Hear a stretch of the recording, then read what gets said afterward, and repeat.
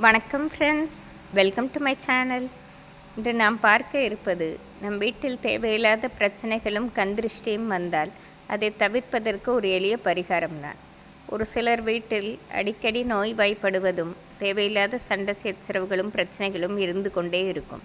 இதை தவிர்ப்பதற்கு எளிய பரிகாரமாக நாம் ஒரு சிறிய டம்ளரில் கல்லுப்பை கலந்து அந்த தண்ணீரை வீட்டு வரவேற்பறையிலும் நுழைவாசலிலும் தெளிக்க வேண்டும்.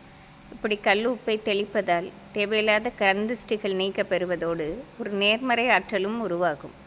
நாம் தினசரி துடைக்கும் போதும் இதேபோல் நாம் துடைக்கும் வாளியில் கல்லுப்பு மஞ்சள் பொடி போட்டு வீடை சுத்தம் செய்யலாம்.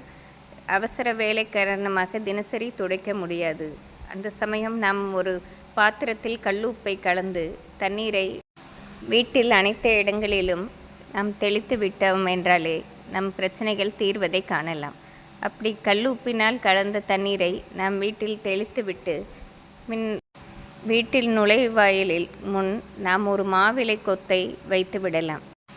நிலைவாசலில் கட்ட முடிந்தால் கட்டி கொள்ளலாம். அல்லது நாம் வரவேற்பறையில் ஒரு ஜாடியில் பூஜாடியில் அந்த மாவிலை கொத்தை சிறிது தண்ணீர் ஊற்றி வைத்து விடலாம். இது மிக நேர்மறை ஆற்றலை வரவேற்பதோடு நமக்கு தேவையில்லாத பிரச்சனைகளையும் குறைக்கும்.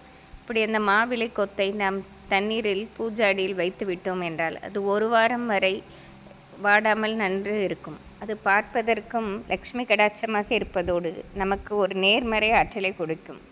இப்படி நாம் செய்து பார்த்தால் நம் வீட்டில் உள்ள சண்டை சச்சரவுகள், கடன் பிரச்சனைகள் யாவும் மிக விரைவில் நீங்கிவிடும்.